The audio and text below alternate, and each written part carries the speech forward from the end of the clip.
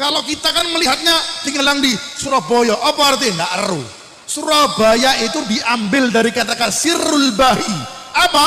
Rahasia yang terselubung. Maksudnya apa? Auliya'i kata. Amin. Auliya'i ake. Para wali-walinya banyak. Wali-walinya itu terselubung mastur alias tidak banyak orang yang kenal. Padahal kalau sampean tahu banyak wali-walinya Allah Subhanahu wa taala di Surabaya ini. Ada Maulana Sasa itu ada, wali besar itu. Maulana Sunan Bungkul itu Habib Neon tiap hari beliau ziarah beliau. Ya. Kemudian Maula Rangka itu Habib Hasan Al-Ghadiri itu ada. Bukan Al-Ghadri, Al-Ghadiri ada. Habib Idrus bin Muhammad Al-Idrus. Entah saya yang kurang pengetahuan atau saya kurang membaca, tapi hal ini adalah hal yang benar-benar baru kali ini saya dengar keterangan tersebut. Apakah sejarah ini juga beredar di Surabaya sana? Mungkin saudara-saudara yang ada di Surabaya atau asli Surabaya bisa memberikan tanggapan atas sejarah nama kota Surabaya ini yang berasal dari bahasa Arab yaitu Sirul Bahi, seperti yang disampaikan oleh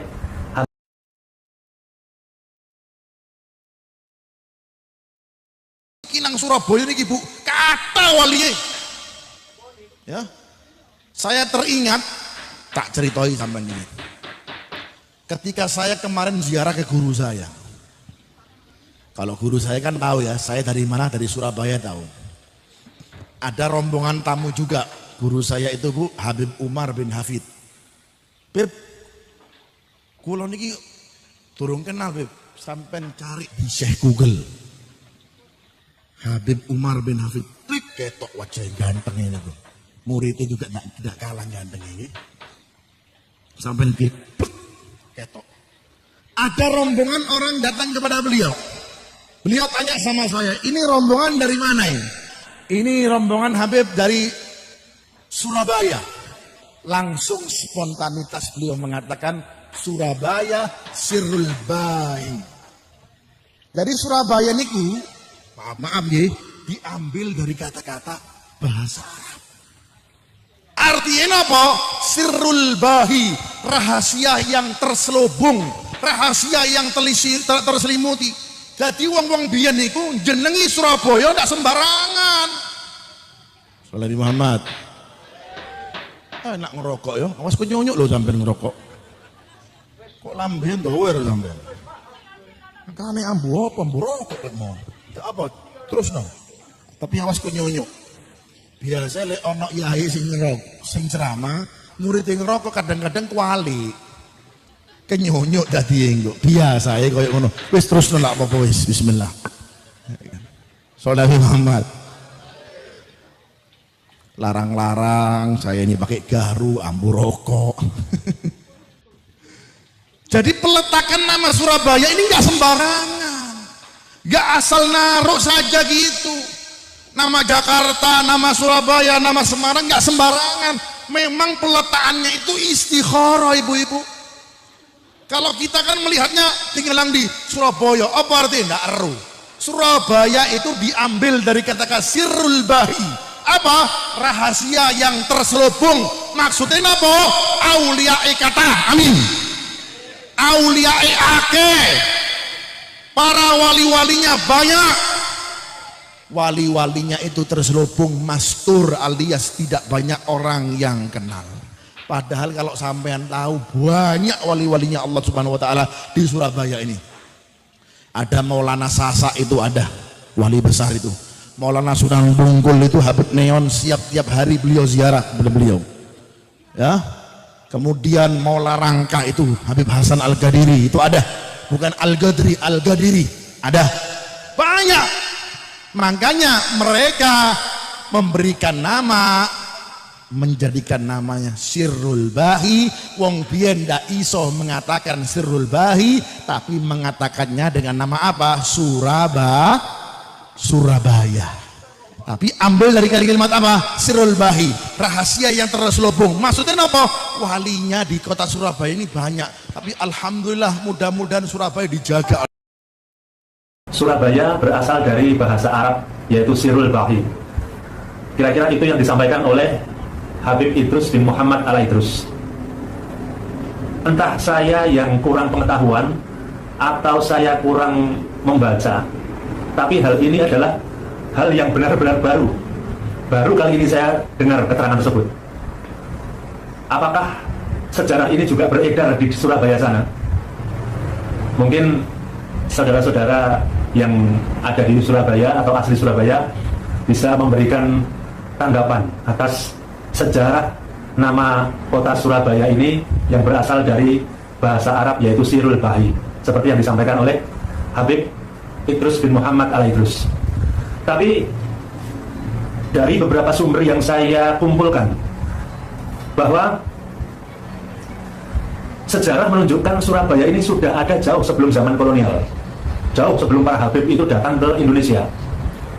Sebagai contoh, dalam prasasti Trowulan yang berangka 1358 Masehi, dalam prasasti Trowulan terungkap bahwa Surabaya adalah desa di tepi Sungai Brantas yang juga sebagai salah satu tempat penyeberangan penting di aliran Sungai Brantas. Itu sumber dari prasasti Trowulan.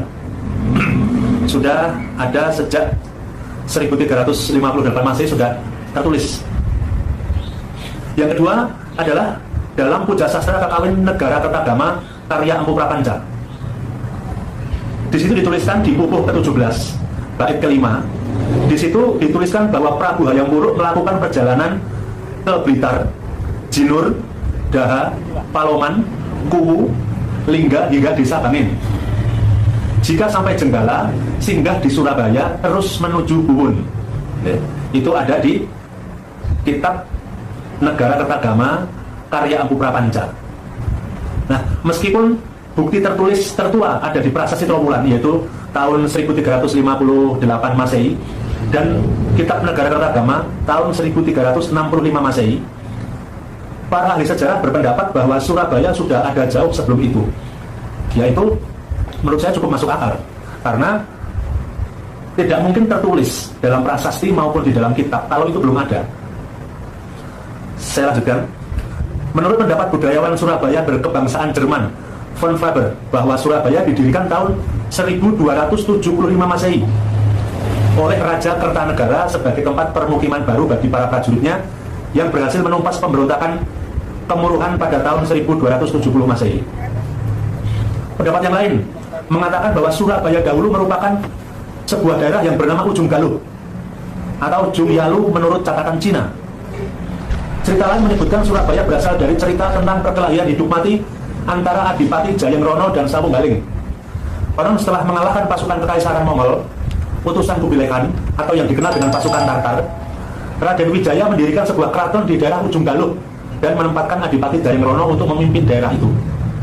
Lama-lama, karena menguasai ilmu buaya, Jayengrono semakin kuat dan mandiri sehingga mengancam kedaulatan kerajaan Majapahit. Untuk menaklukkan Jayengrono, maka diutuslah Sapunggaling yang menguasai ilmu suro. Adu kesaktian dilakukan di pinggir Kali Mas di wilayah Peneleh. Perkelahian itu berlangsung selama 7 hari 7 malam dan berakhir dengan tragis karena keduanya meninggal setelah kehilangan tenaga. Nama Surabaya sendiri dikukuhkan sebagai nama resmi pada abad ke-14 oleh penguasa Ujung Galuh Arya Lembusora. Wilayah Surabaya dahulu merupakan gerbang utama untuk memasuki ibu kota kerajaan Majapahit dari arah lautan, yaitu Muara Kalimas.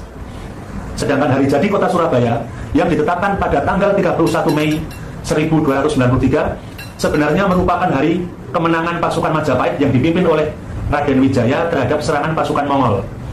Pasukan Mongol yang datang dari laut digambarkan sebagai suro atau ikan hiu atau berani, dan pasukan Raden Wijaya yang datang dari darat digambarkan sebagai boyo atau buaya atau bahaya. Jadi secara harfiah diartikan berani menghadapi bahaya yang datang mengancam. Maka hari kemenangan itu diperingati sebagai hari jadi Surabaya. Pembuatan prasasti Canggu pada 7 Juli 1358 pernah dipilih menjadi satu dari 4 alternatif penetapan hari jadi kota Surabaya pada tahun 1975. Ya, ini adalah beberapa sejarah yang saya kumpulkan dari beberapa sumber. entah itu dari prasasti, entah itu dari kitab atau sejarawan. Dan di situ ternyata memiliki satu sejarah yang luar biasa dari leluhur kita, leluhur Nusantara. Begitu hebatnya leluhur kita. Lalu kenapa ini muncul Habib Idrus bin Muhammad Al-Idrus yang menyampaikan bahwa Surabaya adalah berasal dari bahasa Arab, yaitu Sirul Bahi. Maka saya atau kami luruskan berdasarkan beberapa literasi sejarah, bukti-bukti sejarah, baik tertulis di dalam prasasti ataupun di dalam kitab, bahwa Surabaya bukan berasal dari bahasa Arab. Semoga ini menjadi satu pelurusan sejarah yang bermanfaat agar sejarah-sejarah yang dikabulkan semacam ini tidak berlarut-larut. Yang seperti yang pernah saya sampaikan berkali-kali, sejarah yang dibelokkan dan ini tidak dibenarkan, tidak diluruskan, maka kasihan generasi penerus kita. Mereka akan kehilangan sejarahnya, yang ujung-ujungnya adalah mereka kehilangan jati diri mereka sebagai pewaris negara, pewaris negeri yang luar biasa, yaitu Indonesia. Maka mari saya mengajak masyarakat di seluruh Nusantara, di seluruh Indonesia, setiap ada pembelokan sejarah, pengaburan sejarah yang tanpa data, mari segera diluruskan. Jangan sampai berlarut-larut yang mana itu nantinya akan dianggap sebagai sebuah kebenaran. Saya kira itu, mohon maaf atas segala kekurangan. Wallahul muwaffiq ila aqwamit thoriq. Assalamualaikum.